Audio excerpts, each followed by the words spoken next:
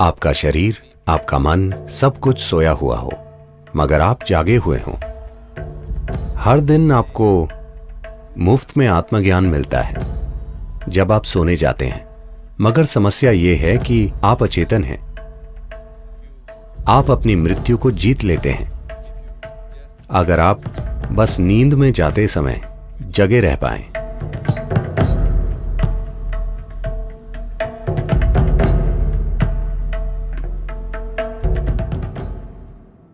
जिसे हम शिव कहते हैं, उसके कई पहलू हैं। असीम वास्तविकता को शिव कहा जाता है।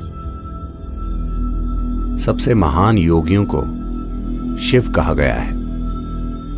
उनके नृत्य को शिव कहा जाता है, उनके संगीत को शिव कहा जाता है, उनकी स्थिरता को शिव कहा जाता है, मगर इन सब में उनका योगी होना सबसे महत्वपूर्ण है,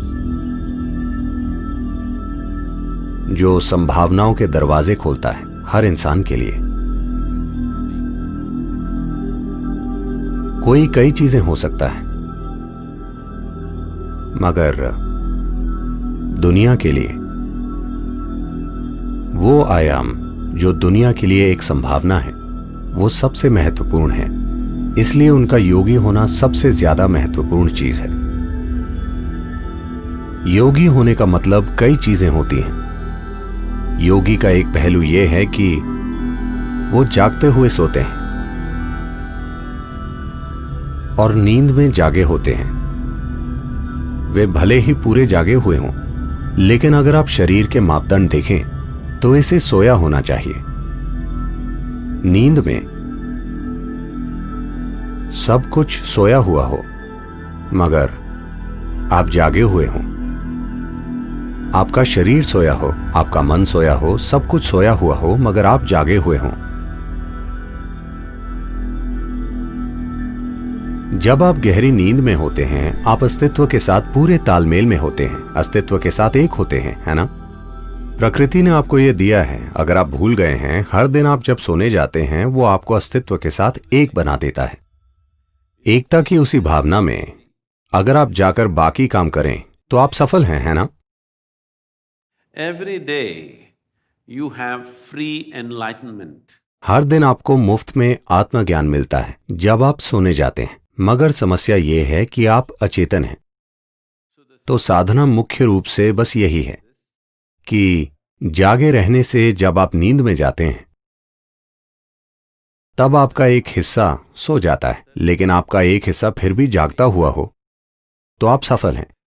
या फिर जब आप जागते हैं, आपका एक हिस्सा सोता ही रहता है, तो भी आप सफल हैं।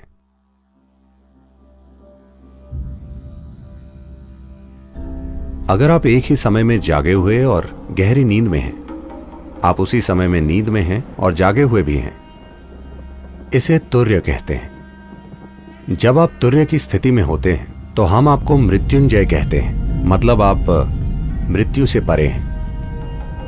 क्योंकि अगर आप नींद में भी जगे हो सकते हैं, तो आप तब भी जगे होंगे जब आपको शरीर छोड़ना होगा।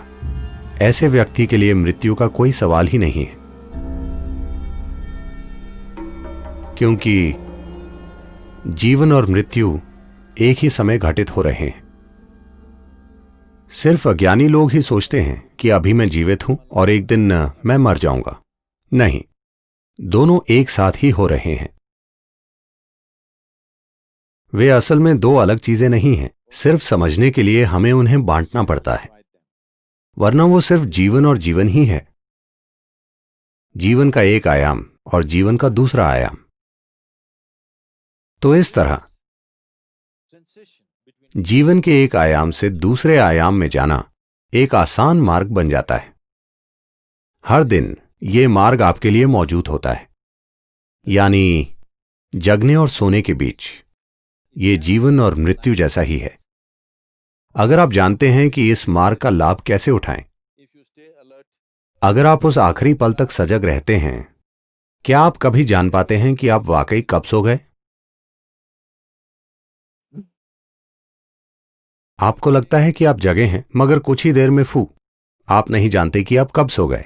अगर आप उस पल तक खुद को ले गए तो वो मृत्यु के समय चेतन होने जैसा ही है।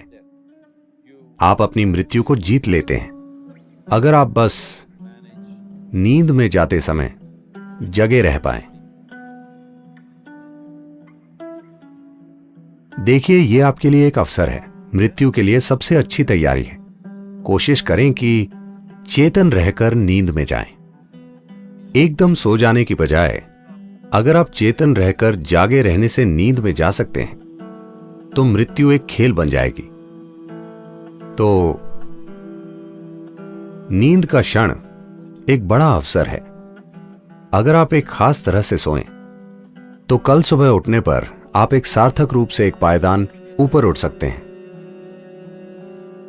हर दिन आपके पास मृत्यु का अभ्यास करने का अवसर है। अगर आप उस एक पल को मैनेज कर सकते हैं, आप इसे चेतना में कर सकते हैं, है ना? बस इसी तरह जगे रहने से नींद में जाना।